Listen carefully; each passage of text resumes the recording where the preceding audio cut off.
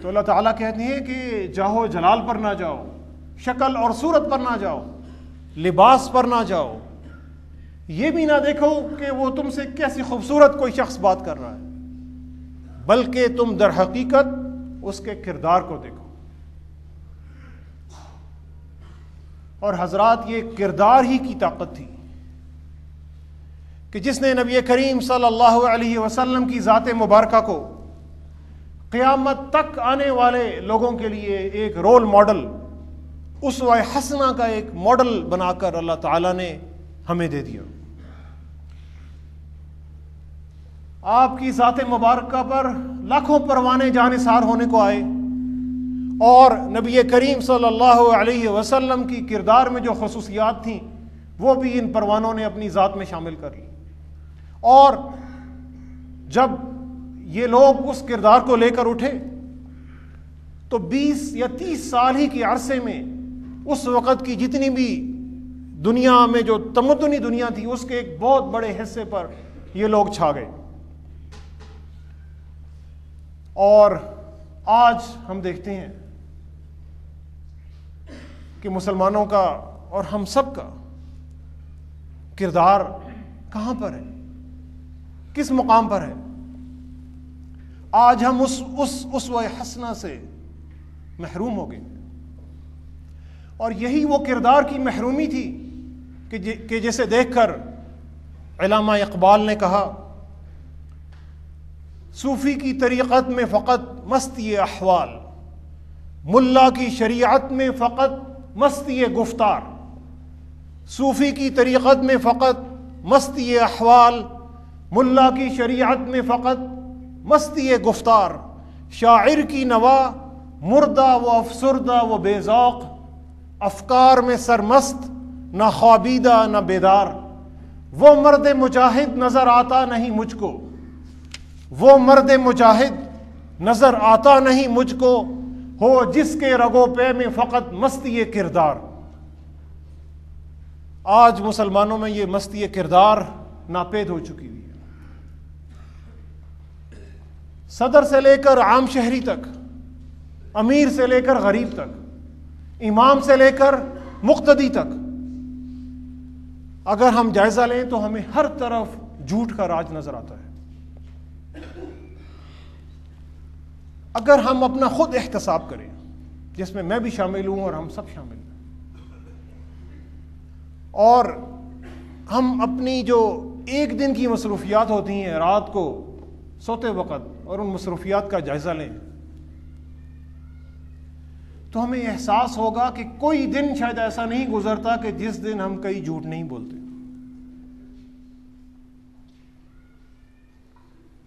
یعنی جھوٹ یہ بھی ہے کہ میں کسی کو کہوں کہ میں آپ کو 10 منٹ میں کال کرتا ہوں، فون کرتا ہوں، اور اگر میں اس کو وہ کال نہیں کرتا تو یہ جھوٹ بھی ہے اور وعدہ خلافی بھی ہے۔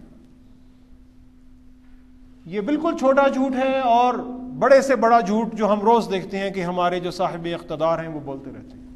اور ڈھٹائی سے بولتے رہتے ہیں۔ عوام کا کردار بھی اس میں شامل ہے، اور خواص کا کردار بھی اس میں شامل ہے،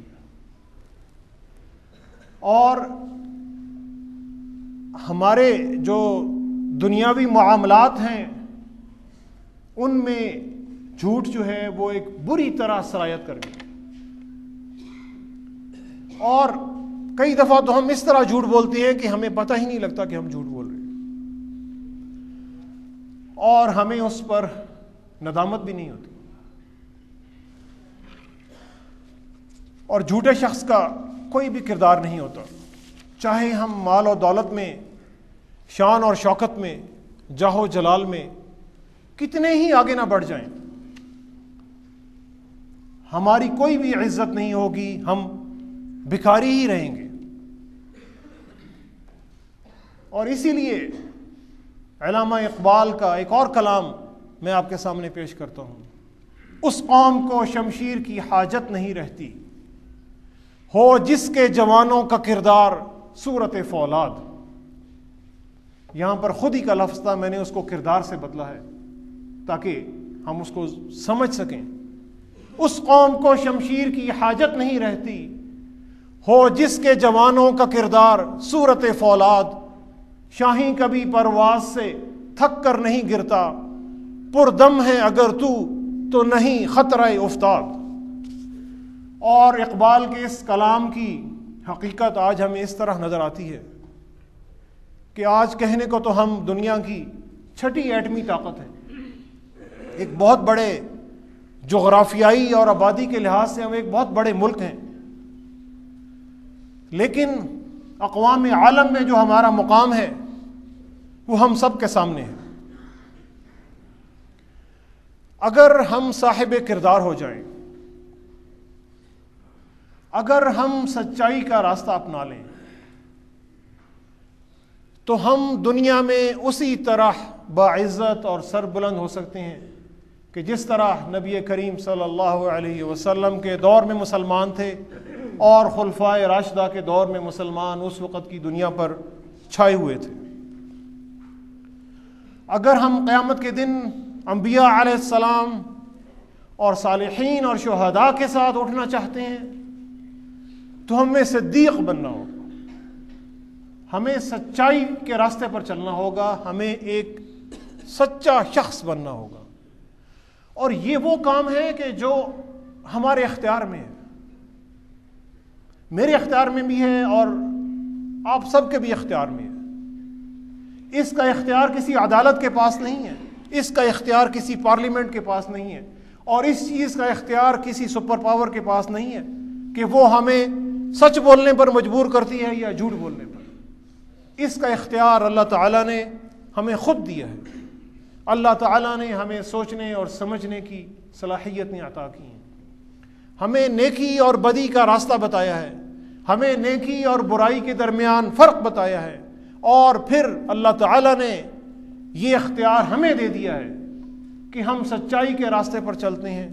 یا جھوٹ کے راستے پر چلتے ہیں۔ والذین جاہدوا فینا لنہدینہم سبلنا، اللہ تعالیٰ کہتے ہیں کہ جو لوگ ہمارے راستے میں جد و جہد کرتے ہیں، اسٹرگل کرتے ہیں، جہد مسلسل کرتے ہیں، ہم ان کے لیے لنہدینہم سبلنا، ہم ان کے راستے آسان کرتے چلے جاتے ہیں، ہم ان کو اچھائی کے راستے پر ان کا جانا آسان بنا دیتے ہیں۔ تو حضرات اس کے لیے دعا بھی کرنی چاہیے، اور دعا سے زیادہ کوشش بھی کرنی چاہیے کہ ہم اپنی زندگیوں میں جھوٹ سے نجات پائیں اور سچ کو اپنی زندگیوں کا حصہ بنا لیں، اور پھر ساتھ ساتھ ہم اللہ تعالیٰ سے دعا کریں کہ اے اللہ ہمیں آپ قیامت کے دن انبیاء علیہ السلام اور شہداء کے ساتھ ہمیں اٹھائیے گا۔ وآخر دعوانا ان الحمد للہ رب العالمین۔